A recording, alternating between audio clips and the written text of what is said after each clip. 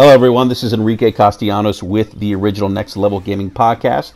Want to say thank you for joining me on this particular podcast. As actually, this is my first and ever video game review, but I certainly look forward to doing some more reviews in the future for Next Level Gaming. So, the video game that I chose to review for you guys today is Phantom Breaker Battlegrounds Overdrive for the PlayStation 4. Now, this is a new iteration of the game from last generation's Phantom Breaker Battlegrounds that was released on the Xbox 360, Vita, and on Steam for the PC. But this iteration in particular brings with it some new features, such as some new skills and some other character customization as well that we'll talk about later on. Now, Phantom Breaker Battlegrounds Overdrive is a side-scrolling 2D beat-em-up. It is very much kind of a nod to the old 8-bit, 16-bit games that were side-scrollers and beat-em-ups, kind of like a Double Dragon, an Altered Beast, or Streets of Rage. When I picked up the controller, I definitely had this sense of nostalgia from playing this game. It is very much kind of that old-school 2D beat-em-up, and I really enjoyed it from that perspective. And when I initially picked up the controller, it did feel like kind of like a button masher, but this game is a little bit more than a button masher, and we'll talk about that here in a little bit. Now, the game features 4 playable characters. The character designs are in the very much in the spirit of Japanese anime. The characters' names are Makoto, Wakao, Itsuki, and Yuzua. And the story focuses on them saving a friend who's captured by someone known as the Phantom. And the story, though, isn't really developed outside of dialogue at the end of each board, and is a little forgettable. I mean, the characters are talking to each other in Japanese, and then you're reading the dialogue or the translation in a rectangular box that you can hit X to kind of progress it forward, or you can just let it progress naturally. I'm sure some gamers are going to want to read the dialogue. Others may just want to hit the X button to progress a little bit faster to get to the next board. Now, that being said, the enemies are designed and have an artistic pop to them.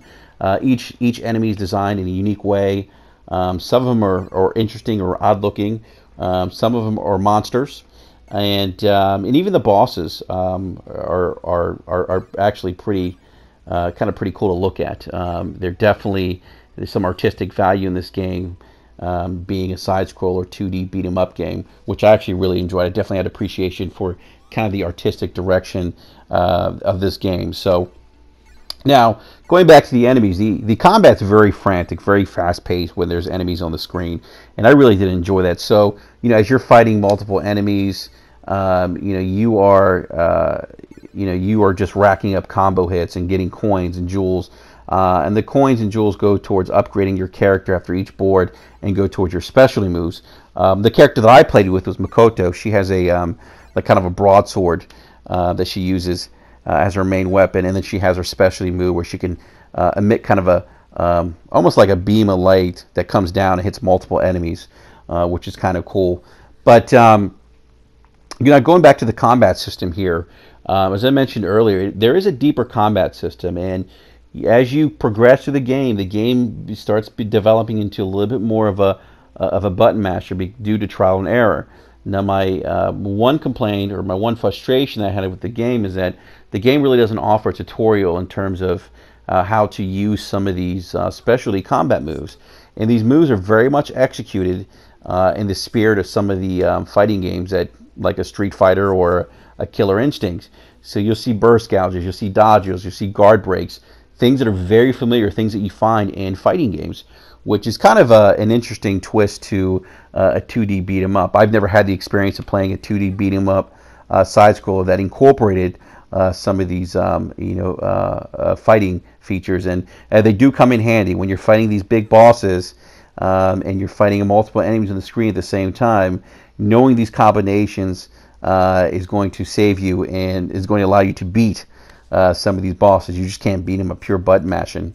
Now, the boss battles do get a little frustrating at times. I did have a couple experiences where I had the boss down to a smidgen of health, and then all of a sudden it's like boom, they hit me with some ridiculous combo and I'm dead, having more than half of my life. So that was a little frustrating at times. But, you just go back in there, you master those combos, and eventually you do beat them. So it isn't impossible to beat, but it can be frustrating at times. So now, the one thing that I can say about this game is that it does feel a little repetitive at times. And while I do certainly appreciate a good old 2D beat-em-up side-scroller, I did find that the game did get a little repetitive. And that's not because of the level design. The level designs are varied. In some instances, you'll be fighting in Japan. There's one level where you're kind of in the underworld fighting enemies.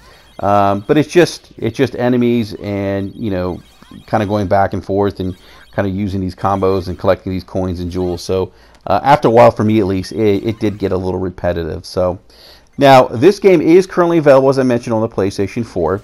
If you're a fan of kind of the old 2D arcade beat 'em up side scrollers, you're definitely going to want to check this out. If that's not kind of your thing, then maybe you want to pass on this game. But for what the game is, a 2D side scroller beat 'em up, it's definitely a great game. I did have a lot of fun playing the game, and I did enjoy the game even more when I started learning the different combat moves. And one thing that I want to mention too that I didn't touch upon was the skill set tree, which is kind of, I thought, unique to a 2D beat 'em up side scroller. That you can actually go in and you can increase your attack levels, your defense levels. You can actually progress your different specialty moves, your double jumps, your dash attacks, things of that nature. So that's really cool. There's definitely that level of character customization that I personally haven't seen in some of these side-scroller games. So that being said, I give this game a 7 out of 10. Again, if you're into these 2D beat-em-up side-scroller arcade games, definitely a game you're going to want to check out on the PlayStation 4.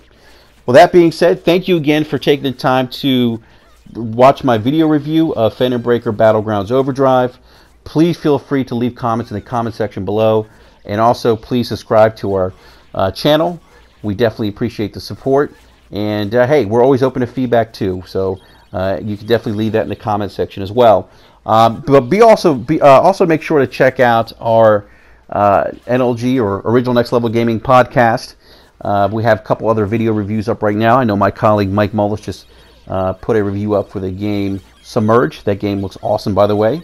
And also take the time to look at some of our more recent podcasts. We just recently covered Gamescom. It was myself, my colleagues Mike Mullis, Brian, a.k.a. Warrior.